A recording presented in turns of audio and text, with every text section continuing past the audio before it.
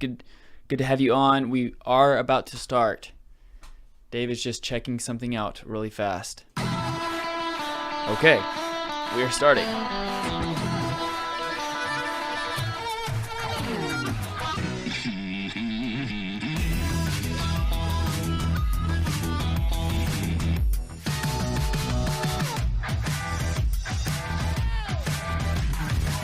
Welcome to the Catholic Man Show. We're on the Lord's team, the winning side. Hang on. I was wondering if you're going to hit record. Well, I did not factor something in. Okay.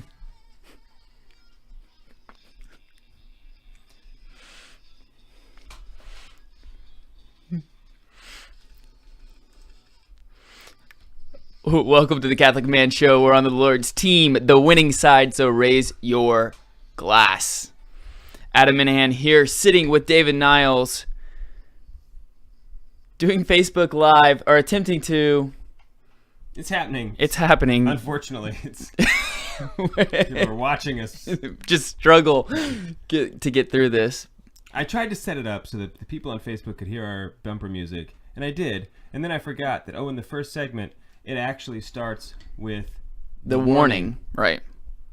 Which threw the timing off. So on Facebook, they were hearing the bumper music, but and not the... Anyway. Yeah, just messed with the timing. It'll be fine on the other segments. It will be good. Yeah. Welcome to the Catholic Man Show. If this is your first time listening, we do three things every episode: open, review, and enjoy a man beverage, highlight a man gear, and have a manly discussion. The topic today is going to be interesting, I think, because it's a virtue that most aren't even aware about, I would say. Correct. Yes, that's how I was. Even 3 weeks ago, I stumbled... I was telling someone I was... stumbled across this in the Summa about 3 weeks ago. I started laughing. Just casually, strolled across it, as if that's what I'm doing with my time. Let me just peruse the Summa. Yeah. I have 5 minutes. Let me go. Some good leisure time. Yeah. Let me jump. Summa. Yeah.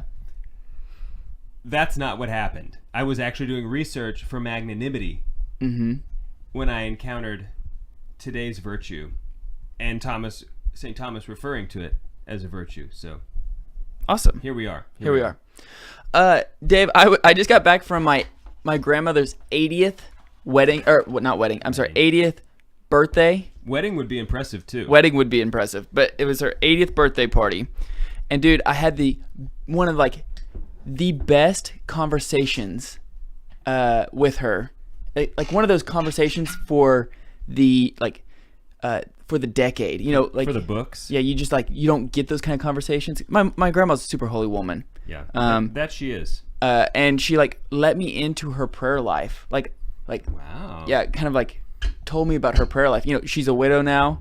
My grandfather passed away. Yeah. How's she doing with that?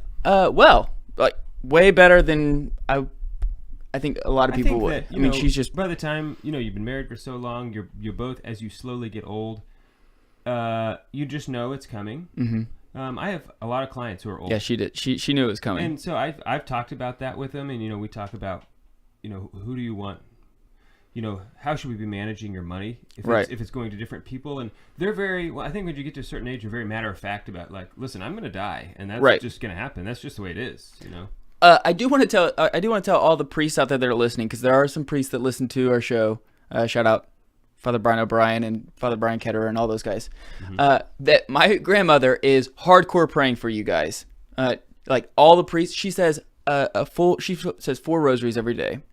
She does all the mysteries. You say rosary, you mean she says, "Oh, I prayed the rosary." She means all 4 mysteries. Full rosary. Yeah, and one of them is specifically for the priests, and because she says that, the priests need our prayers now more than ever, and it's because the lack of laity that praying for the priests that have caused a lot more issues than what there should be, and totally. So she says that, it's kind of our responsibility to be praying for the priests out there, and so she's sacrificing a lot. So anyway, I feel like if I heard somebody say that about me, I'd be like, okay, I'm thank you for telling me. Every day, I pray for all priests and deacons, especially those who are diocese, and our bishop. I like your prayer hack that you... Yes. So another thing that we started doing, It was a tradition in my wife's family that after the blessing prayers, they would always say at the very end, "And bless the cook." Mm-hmm. But so it's a bless us, O Lord, and these are gifts. Which majesty in the body of Christ our Lord, Amen. And bless the cooks. And that was the end of our prayer. But in Wichita, a lot of people would throw in and bless the bishop.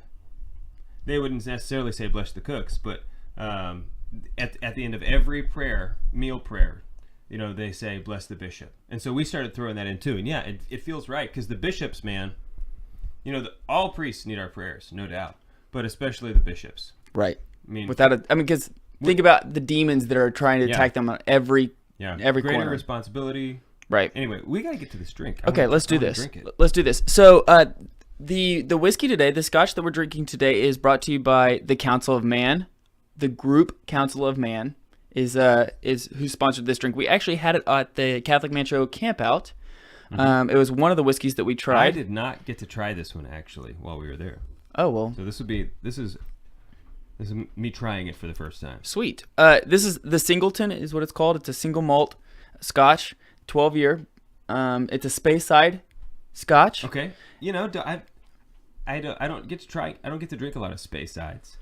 Okay. Well, this one's an easy one, I think. Okay. So let's try it, and then I'm interested in your thoughts. So we're on the Lord's team. The winning side. So raise your glass. Cheers to Jesus. Cheers. So yeah, like I said, this is a Speyside, which is going to be a little bit lighter. There's going to be a lot more floral notes, a lot more fruity notes as well. It smells that way. It's not going to have much smoke. It's not going to have much peat. It is, especially this one right here, the Singleton, which is a 12-year. They had an 8-year, and they just basically use it now exclusively 12-year, and they use it for blends as well. They use this as a scotch that they use to blend as well. But it's an easy scotch. Mm-hmm. To me, if you're getting into the scotch game and you don't want to spend a whole lot of money, you don't like smoky, you don't like the peaty yet. You don't like it yet. Right. This would be a great one to go to. It's called the Singleton. It's only about a $35 to $40 bottle, so not a really? not a strong investment. Nice. You know what I liked about it? What was your thought? What was your palate? Well, before I get there, okay. Chronologically ordered. When I took the cork out, mm-hmm. it was a very solid, like, wow, that's a cork. It felt manly, honestly, uncorking the bottle. One thing I don't like about the bottle, though, is that it's almost like a flask shape instead of a round shape, like how a normal bottle is. Does that bother you? Yeah, it bothers me. Because it's hard to like. Adam, tell me more about that. Why does that bother you? It just bothers me, like pouring it. Like I can't hold it very well. I don't know. It just bothers me. What was your thoughts on the palate?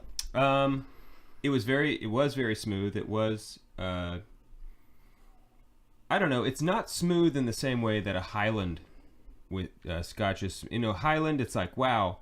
If you've never had a straight Scotch before, there are a lot of Highlands out there you could drink and not cough, or the first time you ever drink mm-hmm. whiskey, I think a lot of people will cough, just like, wow, that's strong, Right. This still has, I think, some of that. Really? There's a bite to it in a good way. Not like it's not that it's not smooth. Let me drink it again. Yeah, that's interesting you say that because I think it's only 40%. Yeah, it's only 40%.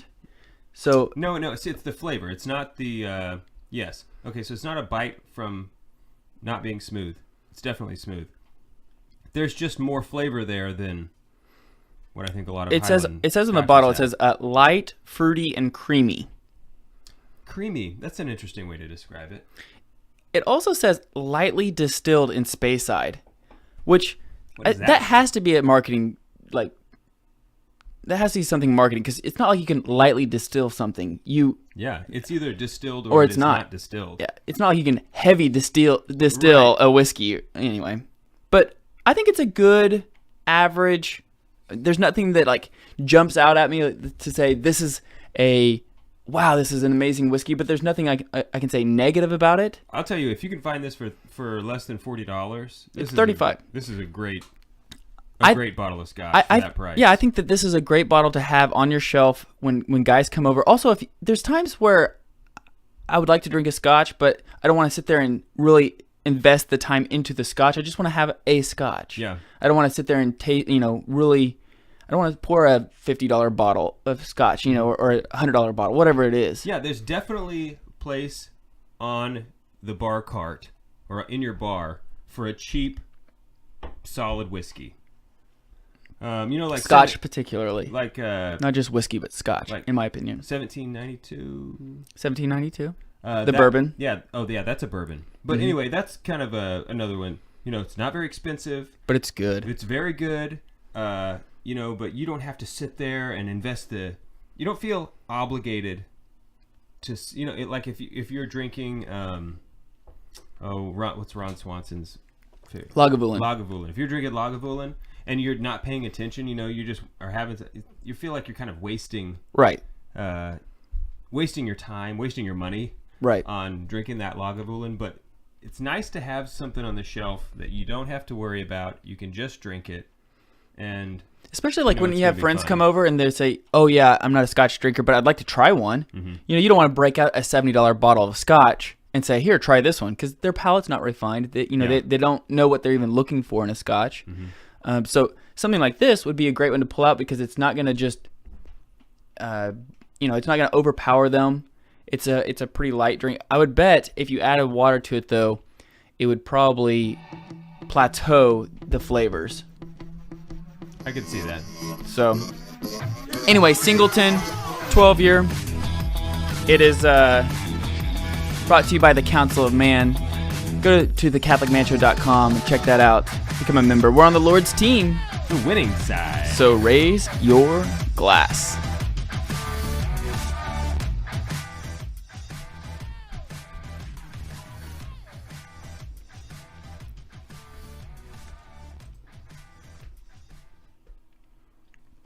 So they could hear that. I believe you guys could hear the bumper music. If I could get somebody on Facebook to confirm that you could hear the bumper music, that'd be great. Phenomenal. Are you gonna keep it on you there? Yeah, I like me. I think I look good. Yeah. Humility is not the one we're talking about this evening. We did humility though, didn't we? I don't think we've ever done the virtue of humility. What? No, I don't think so. Okay, Margot said loud and clear. Yeah, Craig said yes. Good. Michael said yes. Okay, good. So they could hear the bumper music. Wunderbar. All right. Credit card. That's our main gear. Okay, I like that one. Do you know about credit cards? I have a couple. You have a couple. Mm-hmm. We're gonna have to talk about that. Yeah, I've got 4 or 5. Yeah. All maxed out. Isn't that how they're supposed to work? Yeah. When you max one out, you just go get another one. Well, Juan. His family is like down in Venezuela. Or used to be. I don't think anymore. Back then, down in Venezuela, their attitude for credit cards is totally different. It's the responsible thing to do is to keep them maxed out because the inflation is so high. You can spend the money now. I mean, they're looking at like 60,000% inflation this year. 60,000. Okay, so you just max it out now. And then next week, there have been weeks where the inflation was 100%. So the currency is dropping in half every week. So in 4 weeks, in 1 month, when the payment is due, right, you owe basically nothing, because you can get that much money for cheap. That's crazy. So it's anyway totally weird. That's We're crazy. We're not going to talk about that. Good. On the show, but. Facebook, they get that. They get special stuff on Facebook. I guess so. And Periscope, I guess, if anybody's watching. Yeah. Who even does that? Silly. I don't know. Okay. Are you ready? Sure, let's do it. I don't know what happens if I push this button. I made it to push this button, but I don't think that actually works. That's the thing about the button that I made. Okay. I'm going to try to be really quick with the mouse. Okay.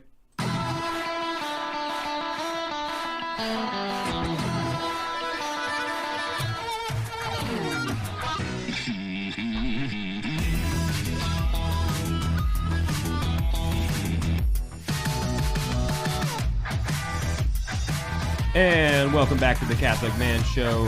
I'm David Niles here with Adam Minahan. I don't know if we actually said what our topic is today. Today we're talking about, we're at the Man Gear segment. But just so you know, we're talking about the virtue of magnificence today. Yes, the virtue of magnificence. Which is a virtue, which is crazy to me. Magnificence. Which actually goes a lot. We'll talk about it later. We'll talk about it later. Okay.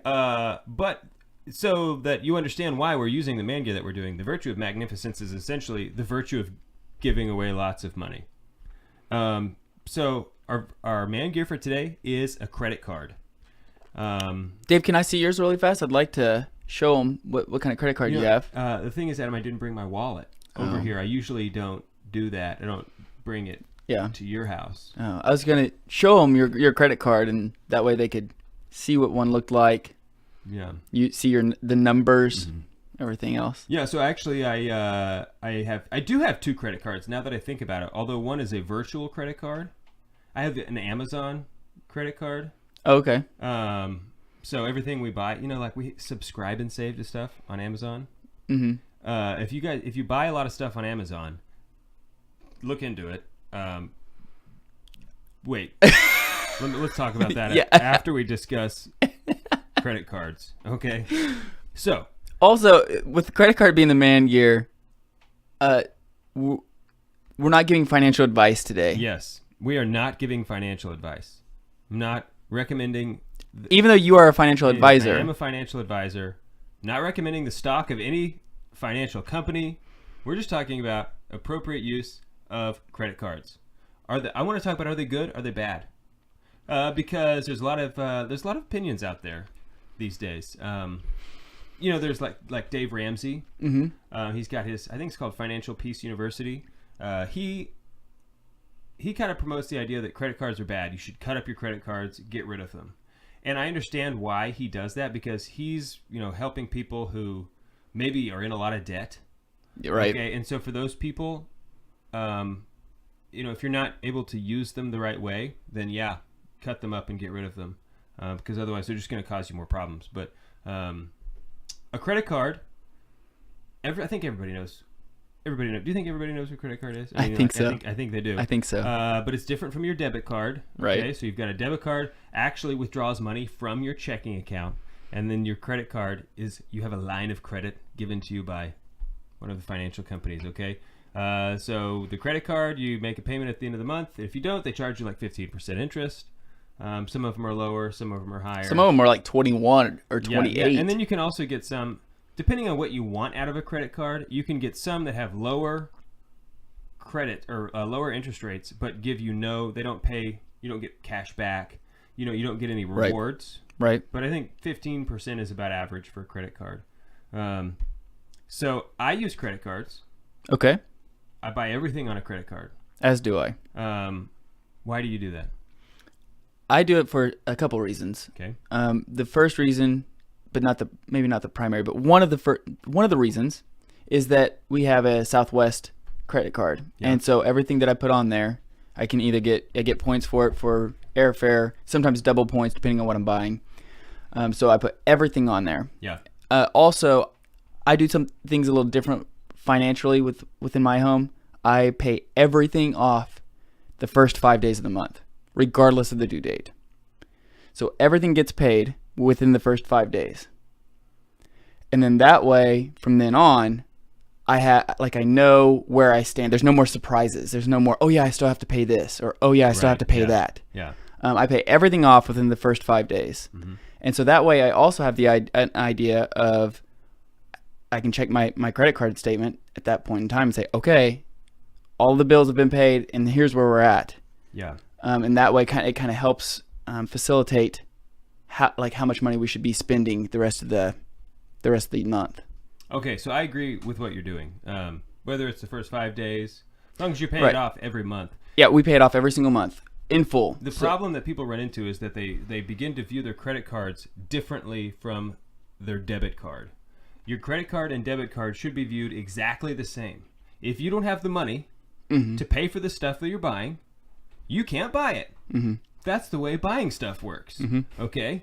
Even though with a credit card, technically you don't have to have the money, because you're putting it on this line of credit. You will someday. Yeah.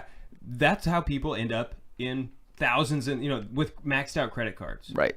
Because then 15% interest is a lot, Right. and it starts kicking in, and it sucks. Okay, so credit cards, they provide a couple benefits if you can't use them responsibly, and what I mean is pay them off every month. Mm-hmm. And I'm very serious about that. If you're not paying it off every month, the whole thing, Mm-hmm. you don't get to use credit cards. Right. That's what we do. They lose their benefit. Right. They cost you more Right. that way.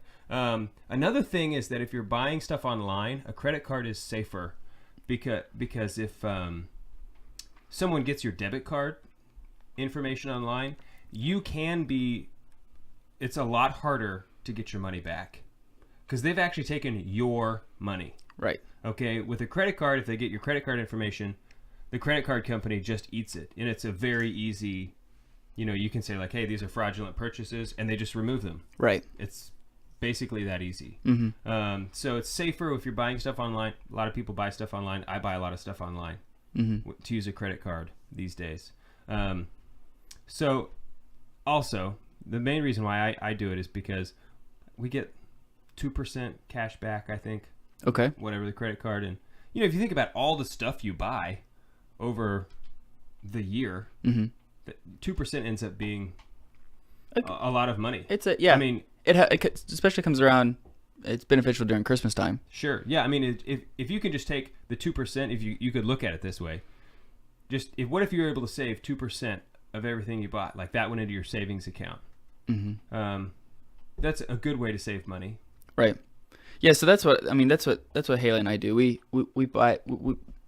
I also only get paid once a month, so that makes a little bit of difference as well. Yeah. But we pay everything off at the very beginning. I like getting.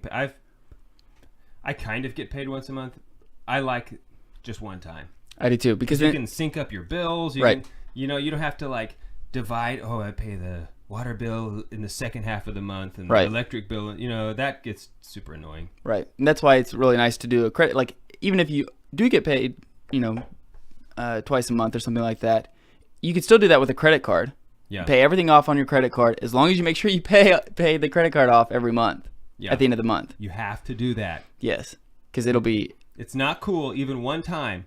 Right. I mean, stuff happens, obviously, but pay it off. You have to prioritize that. Otherwise, you end up 6 months, a year down the road going, how did I get $45,000 in debt? Or $5,000 even, or $10,000, right. Whatever your limit is. Right. It can happen quick. And as Catholics, we're supposed to be good stewards of our money. Right. Yes, I'm glad you brought that up, because otherwise, the money you have is a gift. Mm-hmm. Okay. If you're not being good stewards, you're like the guy in the parable that Jesus tells. There are 3 of them. All of them receive a number of talents, and one guy buries them in order to keep them safe. Right. That's misusing the gifts you've been given. So don't be that guy. Yeah, that's he didn't have kind things to say about him. Yeah, no, he really didn't. No. It was pretty bad, right. Actually. Now, I don't want to assign blame to anybody, because there's probably a lot of people out there who are listening to us who are in that situation where they have a credit card that's maxed out or whatever, okay? I'm not saying, we're not saying that you're a bad person or that you're morally right. Oh, you need to go to confession. I mean, that's not the case at all, because a lot of times, things happen. Life happens. Right. Life is full of, and that is one of the things about credit cards is you say, well, I had a health thing come up, and right. I had to have $8,000. Right. I didn't have $8,000. So right. In that case, thank God for the credit card. At least you could, or you could think of even maybe something is a bigger emergency. You get stranded somewhere or whatever. Right. It also builds up your credit. Yes. It builds. If you use your credit card every month and you pay it off every single month, it builds up your credit to where when you do need to borrow money for a house or a car or whatever, your credit score is hopefully good. Yeah, because there's really only a few ways to build credit, especially if you're young and you don't have any bills. Having bills in your name, that's one way of building credit. Having a loan, a car loan or a home loan, but if you're in high school, you might not have one of those.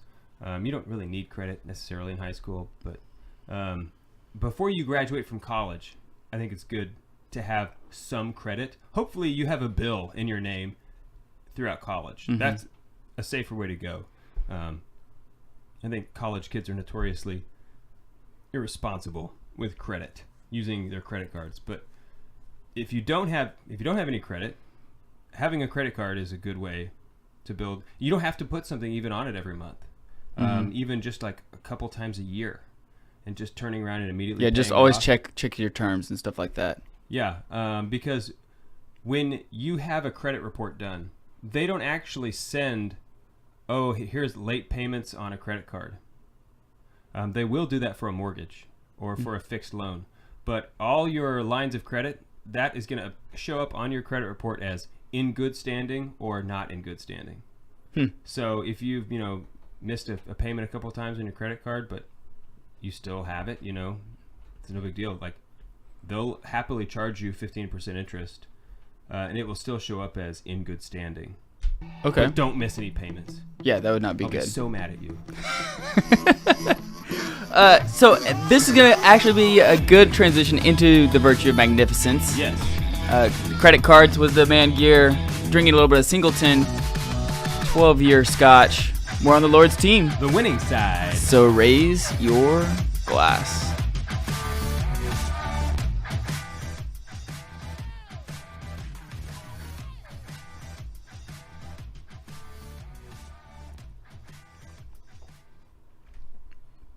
Let's see if there's anything on Facebook. Oh, Father Sean Donovan's watching, or at least was at one point. I'm just going to see what happens if I hit this button. Okay. Nothing. Nothing. Doesn't even do anything. Michael commented on your shirt that it's a good shirt. Thank you. I also like this shirt. Jim Spencer said he was going to give his talons to you instead of talents, I believe. I said talents. What is it in the Bible? I believe it's talents. Yeah, with a T at the end? Mm-hmm. Yeah. But if you the question is, do the chickens have large talons? Yeah. Yeah. Okay, so Magnificence. I'm assuming that you have. It's impossible to do shows with him. At times. That at times. At times. Bold-faced lie. At times. There's plenty of evidence. Yeah, because we have like 133 episodes of bold-faced doing episodes. I said at times. At times. That is the case. Okay, so this is your topic. I'll let you kind of just. Okay. Let's roll. Let's do this. Are you ready to yeah, because I don't think anybody else has any questions or anything. So let's roll. Okay.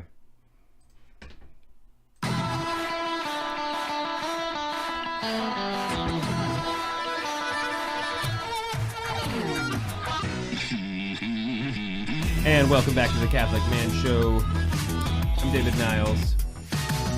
This is my segment to come in. Oh, you're right. You can have it. You can do it on the next segment. I don't even want it. I'm here with Adam Minahan. We're going to talk about the virtue of magnificence. Yes, we are. Which is a magnificent thing to talk about, I think. It goes along, I mentioned this earlier, it goes along with the virtue of magnanimity.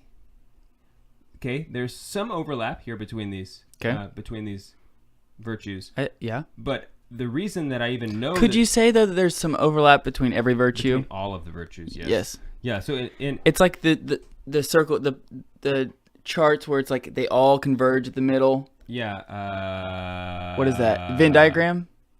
Yeah. Is that a Venn diagram? That could very well be a Venn diagram. Could be. Somebody needs to make a Venn diagram of all the virtues. See, I'm not sure that it could even. Talked about what's the middle? What's the middle part? Is it charity? Charity. It has to be charity. Every virtue is a sub virtue of charity. I don't know if that's. It just seems like that's pretty obvious. Okay. That's the case. You may be lying. Because everything is love in the end. Right. Okay. That's right? a good. Yeah. I agree with that. And if you have when we did the episode about supernatural virtues versus natural virtues, if you have a virtue but you don't have love, right? It's just a natural virtue, and right. You merit no eternal reward. It's not efficacious towards your spot in heaven. Right. Yeah. So anyway, isn't that going to be crazy? That's gonna be crazy in heaven. We're all gonna have like heaven is definitely gonna be crazy. If that's your question, then yes, it's gonna be crazy. It's gonna be crazy awesome. Like, we're gonna have the beatific vision. Everybody's gonna be like lined up, according to their state in life, how they had like, and while we're here, like kind of the bucket of grace that we get. We can either grow it or it diminishes, and whatever we die with, that bucket is where we're gonna end up being on the level hierarchy of heaven. Yeah. You know what I'm really excited to see? If I'm like standing behind you and like I have to see the back of your bald head trying to get to the beatific vision. It won't be bald. Once yeah, we're there, I'll have the most beautiful luscious locks. David, luscious locks, Niles. Yeah. Okay. Everybody will be luscious locks, though. That's true. Do you think we'll have long hair in heaven? I don't know. Buzz cut? I mean, like, we'll all have that Surfer Jesus length hair, Yeah, I don't know. That's crazy. I haven't thought about that. That is. I could have a beard. Dude, you will have I'm sure you'll have a sweet beard. That'll be so cool. You'll be like tripping over it and stuff all the time. But one thing that I'm really excited to see is, at your judgment, I think everybody kind of agrees that you're there with God, and you're like going to go look back over your life, like every moment of your life, as part of your judgment. I'm excited to see what the blessings were that I received. Like at the end of Mass, we get a blessing. Mm-hmm. What was it? What was the blessing that we received? Was it a specific grace to do something? Every blessing is, there's a grace that's given to us, right? And God, I assume, just picks one out, that He knows, like, this is what you need right now from this blessing. The grace to do something well, or maybe He, used that blessing to avoid a tragedy in our life, sure, whatever. I'm just very interested to find out what the blessings specifically were that I've received throughout my life. Yeah. Wouldn't that be cool? That'll be cool. And also, whenever like you see your guardian angel like help you, like bail you out of a situation, that'll be cool. Like high five guardian angel. Yeah. So but they won't even have a body, so you can't high five them. Yeah, but I wonder if, like, of the Ninja Turtles, like, which one is my guardian? Like, does he have a sword, or is he, with the nunchucks? Like, what is his weapon of choice? Because I feel like he definitely has one. Yeah. But I have to imagine the sword is very popular among the angels. Right. I mean, it just seems very like epic. It's very biblical. Right. There's the angel at the Garden of Eden with the fire sword. Right. It's tough to beat a fire sword, really, if you think about it. Yeah. That's probably where lightsabers came from. Yeah. We're way off topic. Virtue of magnificence. The virtue of magnificence. Okay, so we just talked about credit cards. And if you can follow the rules of appropriate and responsible use of credit cards, then you may one day achieve and amass wealth. Okay? And today we are talking to you, to all of these people, all of you out there who have amassed wealth, because the virtue of magnificence can only be exercised by the wealthy. Okay, so lay out the definition of magnificence then. The definition of magnificence, the virtue, is giving away large sums of money for public benefit. Okay. Now, didn't Aristotle say something about somebody who could exercise the virtue of magnificence in the realm of them having like a high like power, like position within a society, and so they could exercise that power to obtain basically kind of the same thing, but instead of the money, they use power? He may have. I think that he said that in his ethics book. The Nicomachean Ethic. Yeah. I think it's pronounced Nicomachean. If that's not how it's pronounced. But I think he said that you can also practice the virtue of magnificence by if you have like for instance, if you are the president CEO of a company, or you are the president of the United States, you have a high powered position, and you know that if you use that position to do something of grandeur, mm-hmm. Then that would be exercising the virtue of magnificence as well. See, to me now that's a heavy overlap with magnanimity, like you're doing something worthy of honor. Right. But everything that I've read, magnificence specifically has to do with giving away money. I think I agree with you. I'm just asking. I was asking because I wasn't sure. Yeah. Well, okay, so it's interesting because the virtue has been interpreted differently throughout the centuries by different people. Some philosophers throughout history have said that magnificence is a sub-virtue of generosity. Thomas Aquinas disagrees with that. Okay. He says that it is a sub-virtue of fortitude. Because in the virtue of fortitude, you end up saying, I am going to do something even though it might cause physical harm to me. Okay. So he reckons it a special virtue that resides under fortitude because you're giving away money and you're risking the loss of your personal property. So, you might give this away and then, you have to kind of put yourself back in the day. Mm-hmm. Okay, so you might give this away and then a famine might come and you might lose all your vineyards. Okay, and you just gave away all your money. So now you don't have any money to build replant the vineyards, to keep all your staff or, whatever. Okay. So in that case, giving away all this money, the wealth, it resides in fortitude because you might suffer physical loss.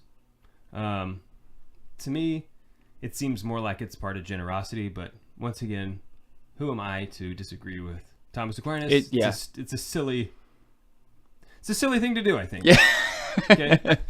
So it seems like that to exercise with magnificence, it seems like the opposite, like if you're not exercising the virtue of magnificence, it would be that you're spending money on stuff that you shouldn't be spending money on and not spending money on stuff that you should be.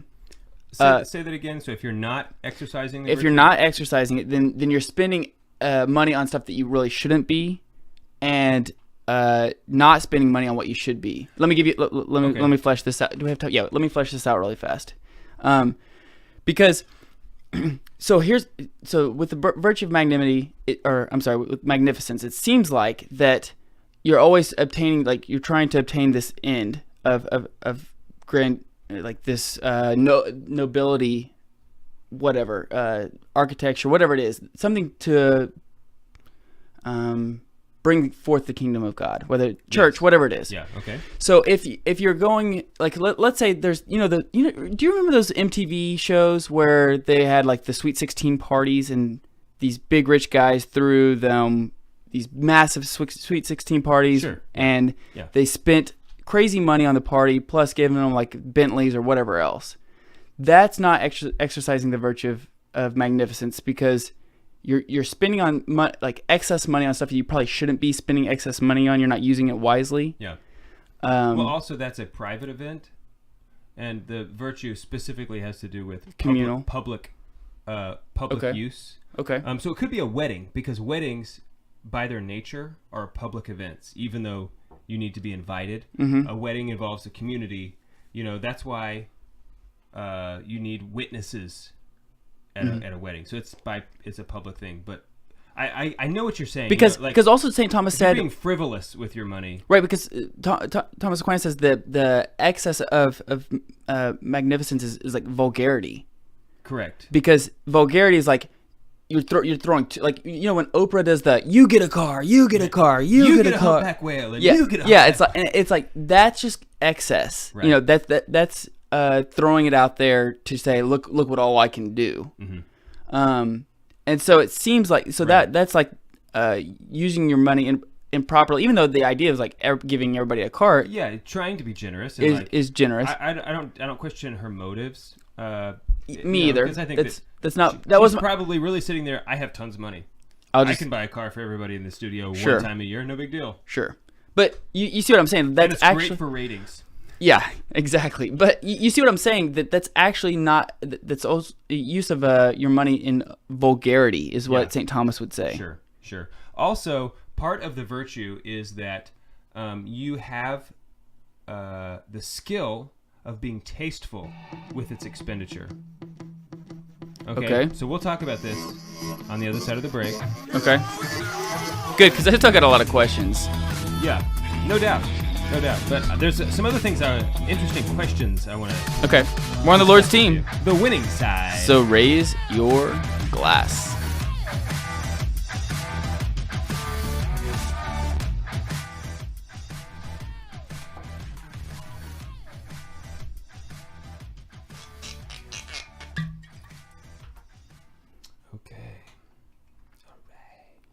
isn't that what, like, I know I read this, reading with St. Thomas about vulgarity. Like, I'm pretty positive. Yeah. That was the correct use of that definition. Correct. Yeah, you used vulgarness, and then there was niggardliness. And that's being cheap. Yeah, it's not giving enough away. Right. Yeah, being cheap, whatever. Like, not frugal. Not frugal. Yeah, frugal would be good. Right. Anything Facebook we need to do? No, there's no one has anything to say.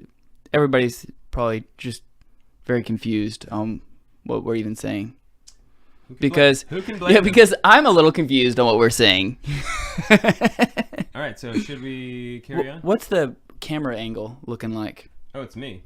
Yeah. Ha! I like that one better. Yeah. I don't know. The last one was pretty good.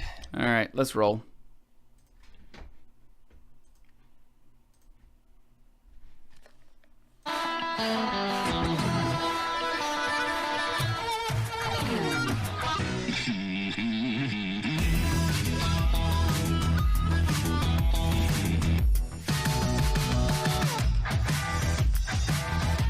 Welcome back to the Catholic Man Show. Coming in on the fourth break because Dave stole the third break from me. I stole the show. We're talking about magnificence, trying to figure out, making sure that we understand what magnificence is. Because I'll be honest with you, I'm not exercising the virtue of magnificence right now. Yeah. So St. Thomas Aquinas, he has 4 questions on magnificence. Okay. Is it a virtue? Is it a special virtue? Does it reside within fortitude? And then, is meanness the opposite of? Is meanness the vice? What's the vice of magnificence? Yeah, and I think that he says. I don't remember what he says. If meanness, as in like smallness, which he also it was the same question about magnanimity, whether meanness is the vice opposed to magnanimity. So that's an interesting thing. But, okay. Just as opposed to money versus honor. So, okay. Basically, magnanimity, you receive, you're doing things worthy of honor.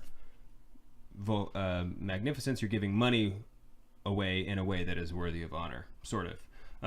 But what were we saying right before the break? About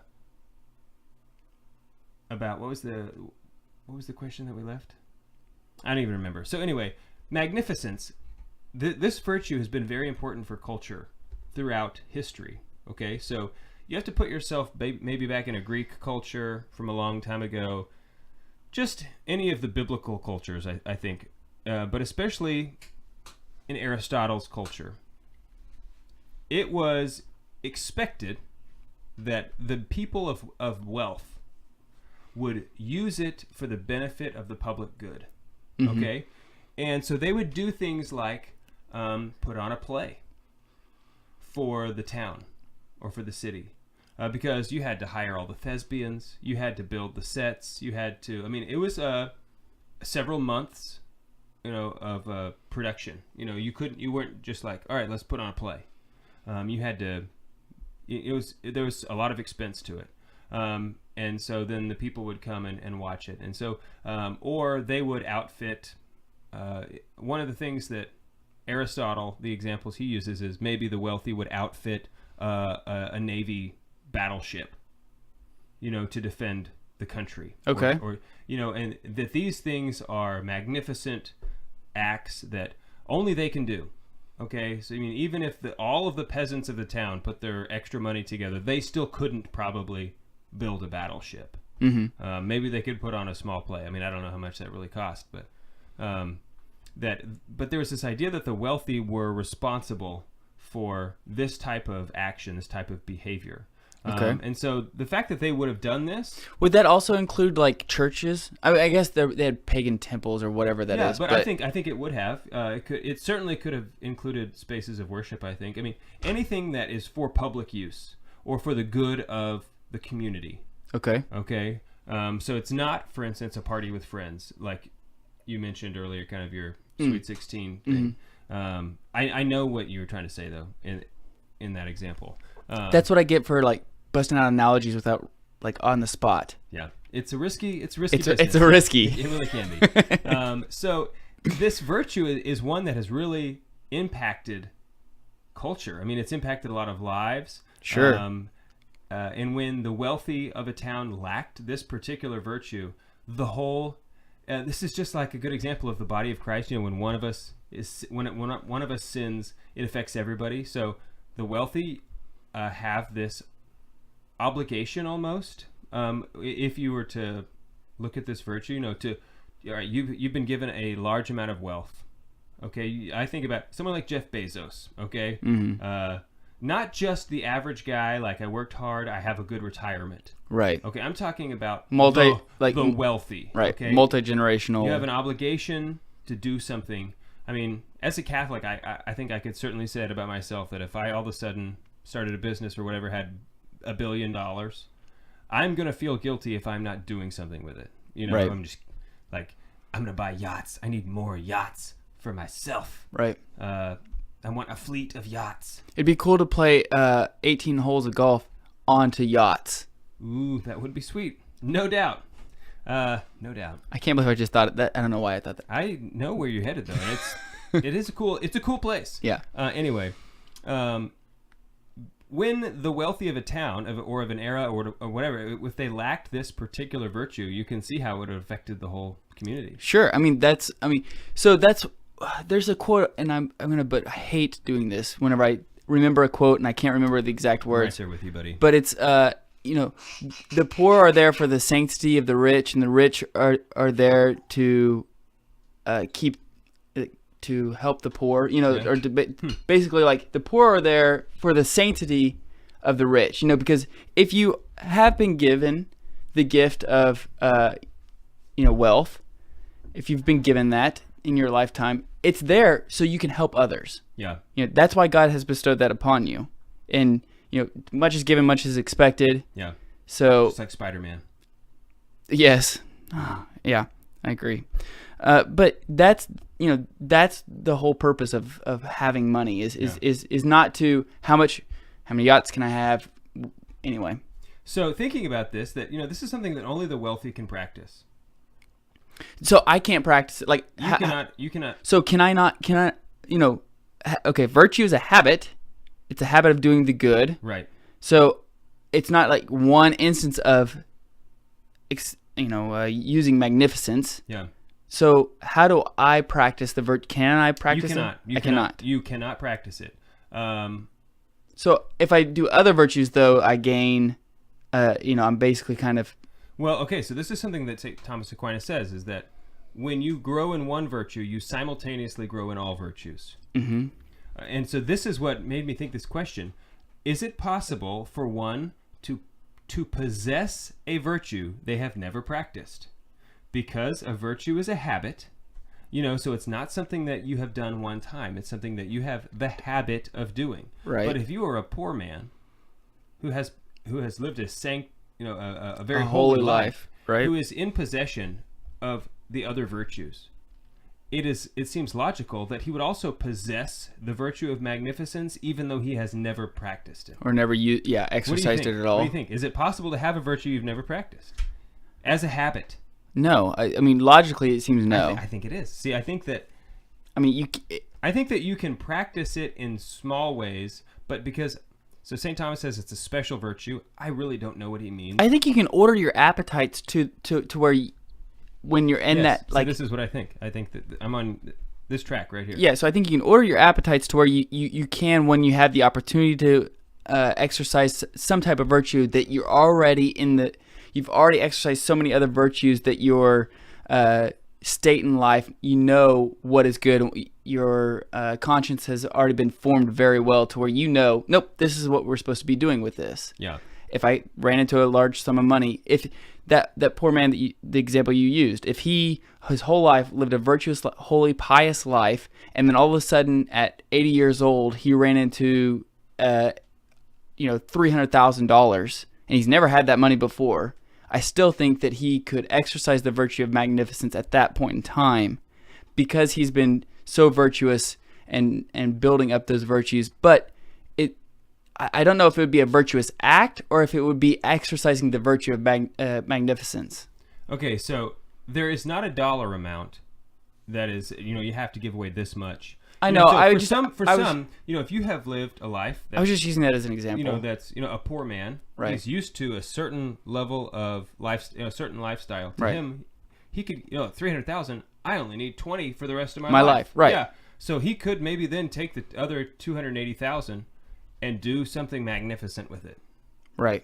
Whereas somebody else, who has a house payment or, many grandchildren, I don't know, has more needs upon his whatever. Mm-hmm. I'm not trying to justify exorbitant lifestyles, obviously, but it's relative to your state in life. And obviously prudence is the guiding, guiding virtue behind what, because one financial act for one person might be prudent, where that same act might not be prudent for somebody else. Yeah. I agree. Yeah, I know. So I think it is possible to be in possession of the virtue of magnificence, even though you have never acted it out. Because once again, like we said earlier, every virtue is essentially a sub-virtue of charity. Right. If love is what motivates you for every action that you have, then you will have the virtue, even though you've never practiced it. You've practiced it in other ways, through all the other virtues, essentially. So really the only way I can be practicing the virtue of magnificence at this point is practicing the other virtues that I can practice. Yeah. So if you've never played basketball, but you have spent a lifetime shooting free throws and dribbling, but you've never played a game of basketball in your life. That's a good example. You might be able to play a big game of basketball and be really good because you've practiced the individual elements your whole life. Okay. I like that. Have we figured out like the word magnificent? Are we using so it means it comes from magna, which means great, and then the Latin word for facio, which means to make. Okay. So it means a great action. Okay, so it has nothing to do with like magnifying. No, well, it could. I don't know actually the root word of magnify. The etymology, I guess. I think I would imagine that it is similar. I would imagine. Like in our mother magnifies the Lord. Because to magnify literally means to make bigger. Make bigger, okay, right. So the two words magna and facio. Facio means to make. It's where we get the word factory and make bigger. Right. So I'd imagine it's similar. So if you're looking to exercise the virtue of magnificence, you can reach us at thecatholicmanshow.com at gmail.com. We would love... We are tax deductible. Yeah, we would love help you exercise that virtue. We've been drinking Singleton 12-year, brought to you by the Council of Man. We talked about credit cards and the virtue of magnificence. We're on the Lord's team. The winning side. So raise your glass. And cheers to Jesus. That one was just okay.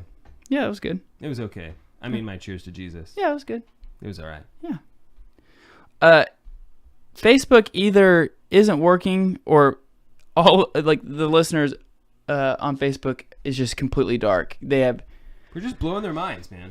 I think that we probably were just very confusing because I was not very articulate this evening. They probably all said, "Oh, well, I'm poor," and checked out. Yeah, because that's what I would have done. I don't blame them.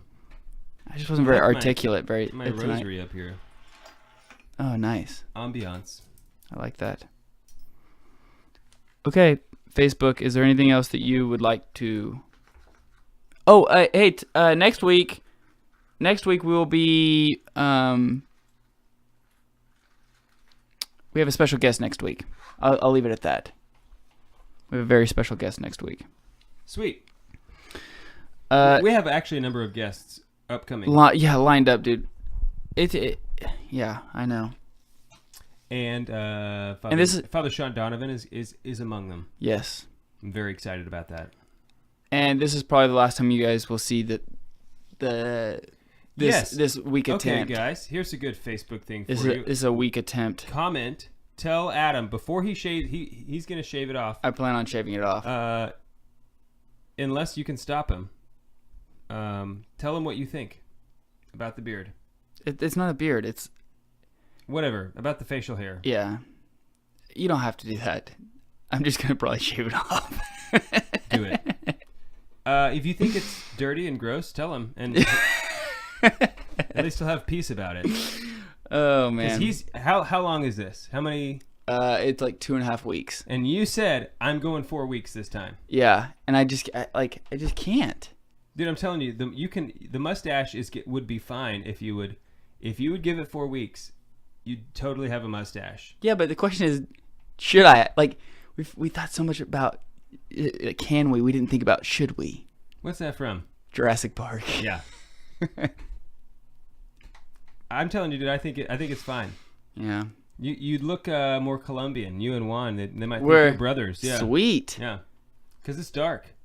It is dark. Okay. No one is saying anything, and I don't blame them. I don't think there's anything else I can say. Peace be with all of you. I don't understand why my buttons aren't working anymore. It's fine. I don't even want them to work. Whatever. Oh, I clicked that button. Oh. Weird. Anyway, peace out. Bye.